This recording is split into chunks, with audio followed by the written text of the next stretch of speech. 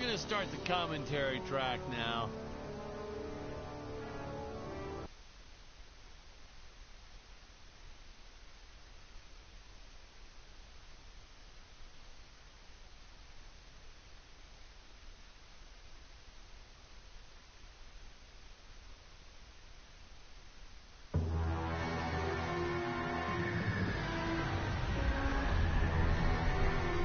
Hello, Dan Smith here. I directed this film back in, well, it feels like a century ago.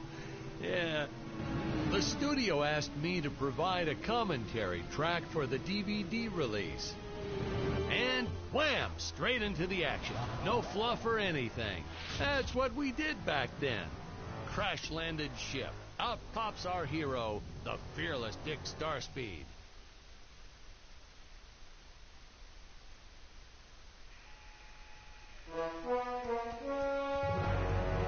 The ship's velocity reactor is damaged.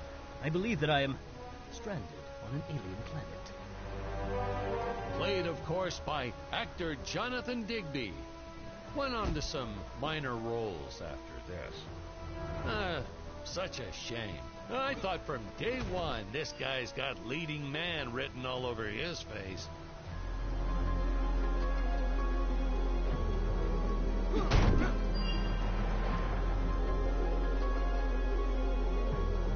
Greetings, citizens of Gravoria. I am Dick Starspeed, and I come in peace. Probably shouldn't have had Dick draw his weapon when he was talking about peace. Well, maybe one day we'll go back and CG it into a sandwich or something instead. Ha! Just kidding. This is what people pay to see. A no-name middle-aged B-list actor duking it out with stuntmen in costumes. Such stunning choreography. Now, the extras in those robot suits really knew how to take a punch. Oh, look. And I know what you're thinking, but don't worry. We handled it responsibly. We made them all sign waivers not to sue for injuries. Holy smokes!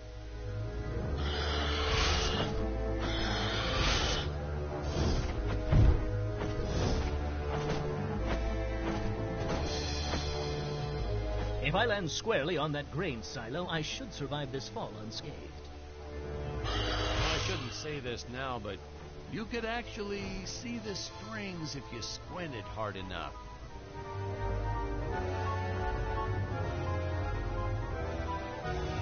A screenwriting trick from back in the old days. You put a grain silo or some haystacks down and it solves all your gravity-related problems.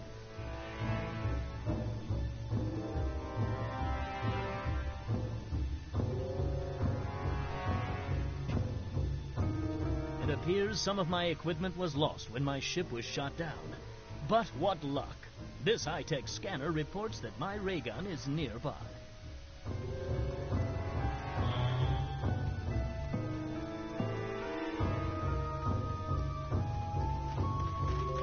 Oh, the dinosaurs! You just don't see quality stop motion like this anymore, do you? Someone actually sat there and moved them, frame by frame.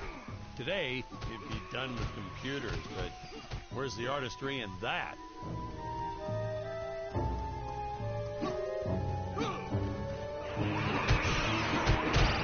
Now, if the trees here look a little plastic, well, it's because they are. I took them from the set of my last film, Vampire Island 2.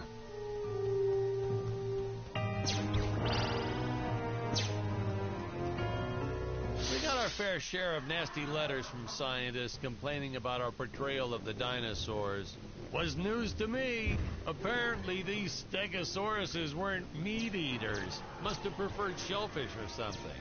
Well, how do they know? That's what I say.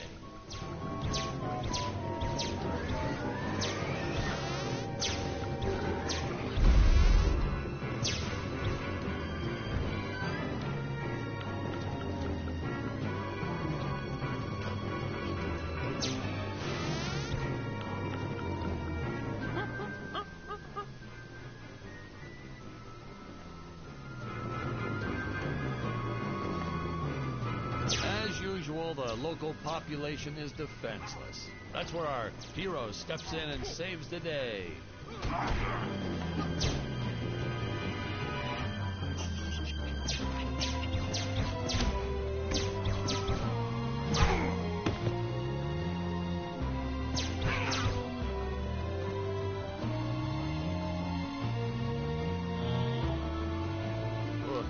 We put Jonathan through a lot shooting this film. He wasn't the best actor, especially when reacting to getting hit. He's what you call a flincher. So I told the stuntman to really just go to town on him. It's the only way to get an honest performance sometimes. Our props master tried to make the weapons soft, but there's only so much you can do. Lucky for us, Dick's entire body was covered in that spacesuit. That thing was a lifesaver when it came to hiding bruises. How curious. They dissolved into what appears to be gold. You'll notice the gold disappears when Dick touches it. We had a deleted scene that explained he's actually teleporting it back to his ship. It's funny, no one ever questioned how Dick was able to walk around with an infinite amount of gold on him. We had to redo these shots. Our first attempt was kind of a disaster. We tried using real apes, thought it'd cut down on the costume budget a bit. But have you ever tried working with apes? They are the worst actors ever. They don't sit still for a moment, and the second you take your eyes off of them, they're flinging their feces all over the place.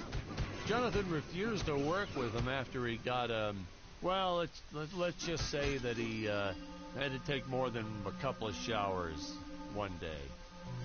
You know, you never forget the smell of monkey poo. We steam cleaned the studio top to bottom. Still never got rid of it entirely. All through the rest of the shot, we kept finding those little surprises hiding inside various props. Boy, were those the days.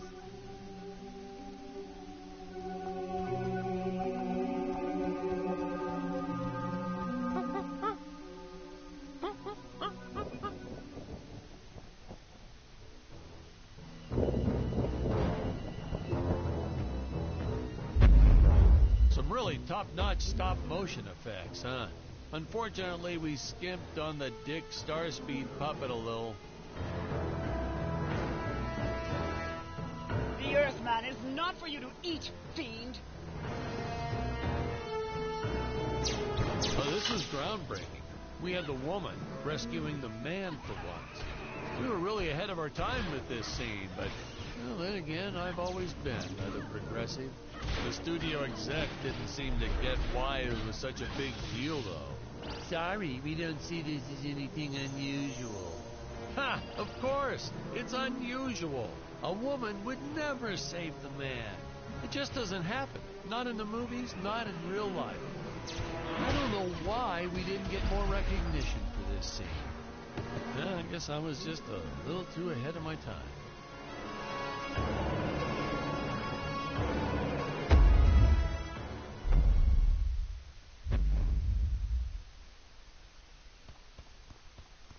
We're supposed to be seeing Dick and Scarlett's first dialogue scene here.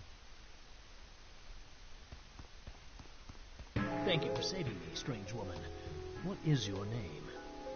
I am the magnificent Scarlet Nova.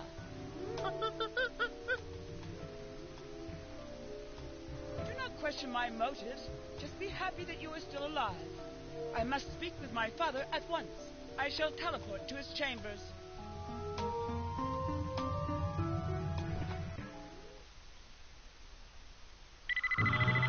Huh? Where is this place? This is not my father's chambers. You have disobeyed me for the final time, Scarlet. Enjoy an eternity in tea. The old fool did not notice I am wearing my jetpack. Booster usage. Jump. Wait. Use booster. survive deadly fall.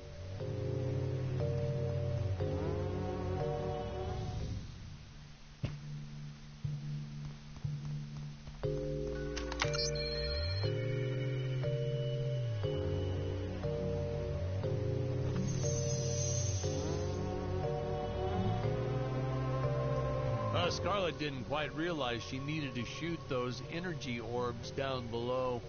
Keep in mind, Stacy was doing this on a soundstage, okay?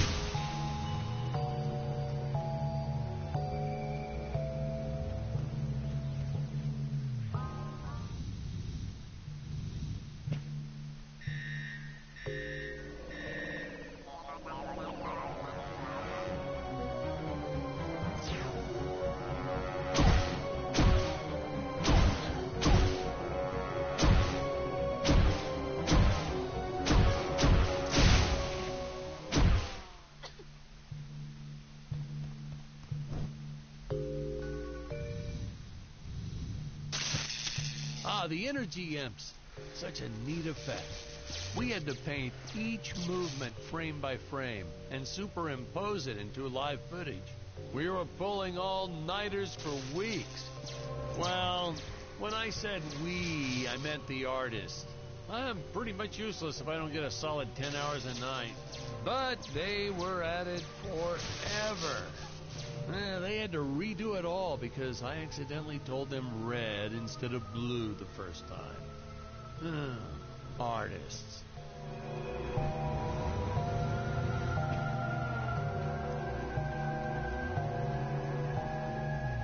Curses! My father revoked my access to the teleport terminals. I shall only be able to utilize the ones I activate manually.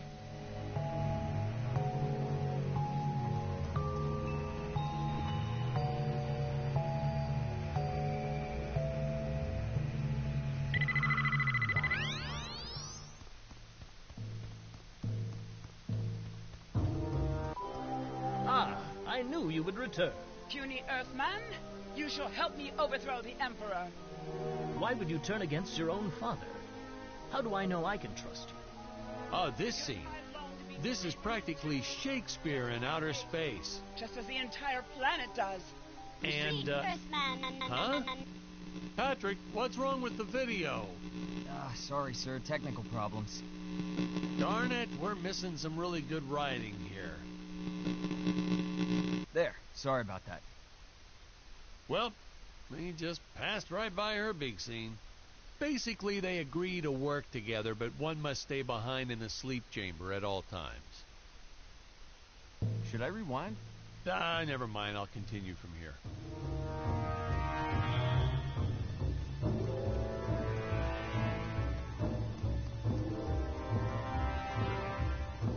Right from the start, our budget was a little tight, even by standards back then. To make do, Tony shot a couple scenes in black and white. Originally, he intended to use it for flashbacks. But then I had to break it to him. Our film doesn't have flashbacks. We almost made it a silent film just to cut costs.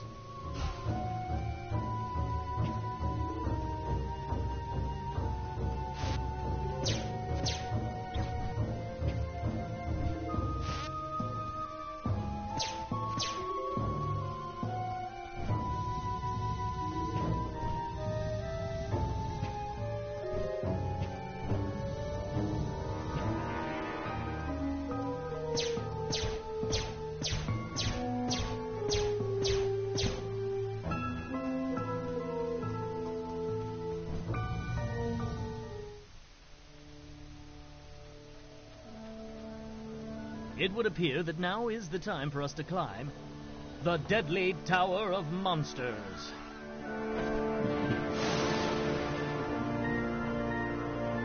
Hollywood Screenwriting 101. Always announce the title within the film itself. How else are you going to let the audience know your heroes really mean business? Now, that weapon, it's just an electric shaver, but you know, I bet you'd never guess it was, would you? They look so futuristic. I know a taxidermist who helped us out with these bat creatures for real cheap. He's not good. He's kind of sloppy if you want to know the truth. But that's the best part. A sloppy bat looks scarier. Oh, but you gotta sew up that sphincter. Just trust me on that one.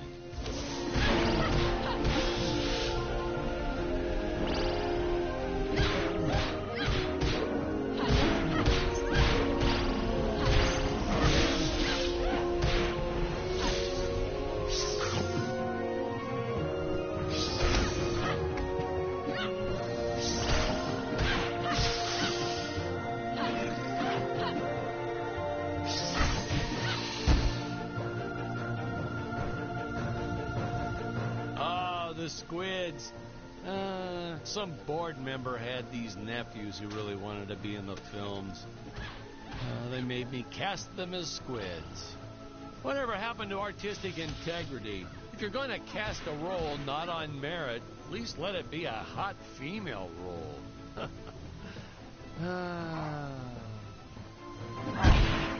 My effects team kept assuring me the strings wouldn't be visible in the final cut. But I could see them.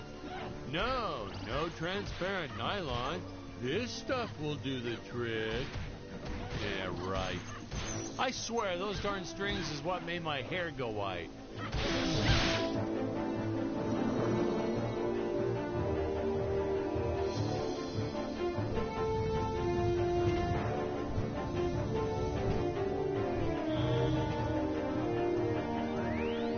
Air teleport usage.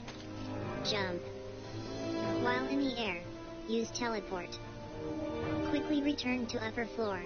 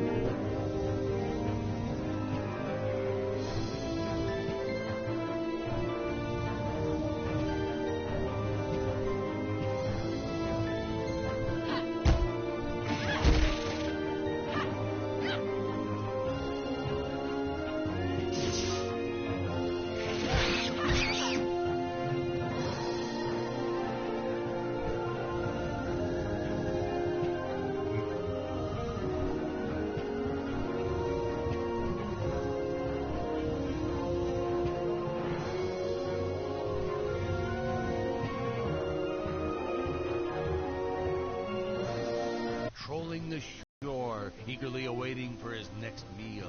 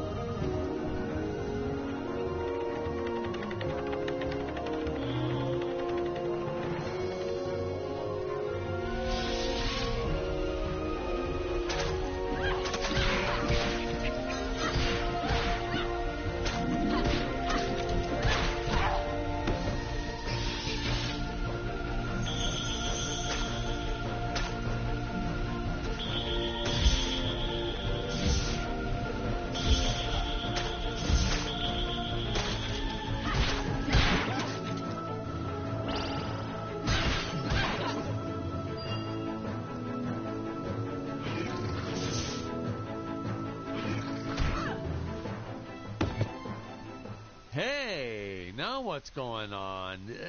This...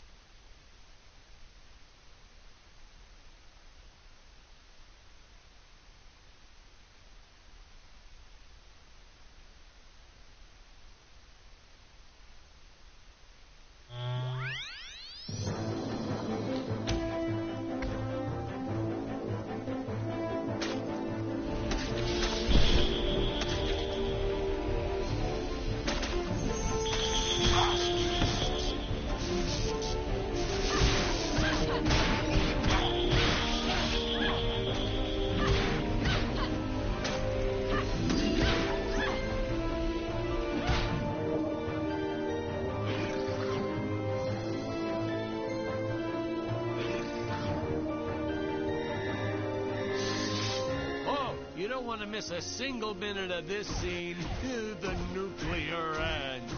Hey, we need to remind the audience our heroes are climbing a tower. So I needed something that would stick to walls.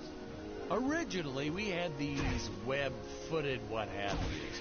Not very scary. And then I left some cake out in my trailer, and it was crawling with ants in the morning. And that's when it hit me. What is the most obnoxious thing in the world?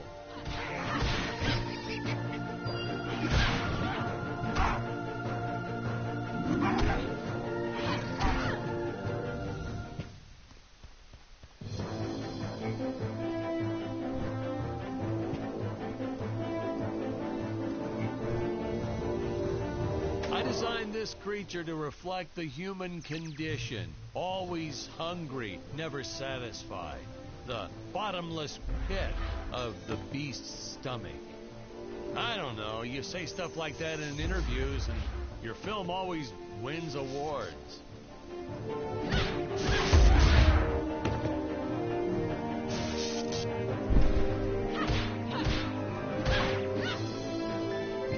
Some people thought it was odd that a simple wooden cage would have such an elaborate high-tech lock. But hey, if a Gravorian ever traveled to Earth, I'm sure they'd think a lot of our stuff is weird too.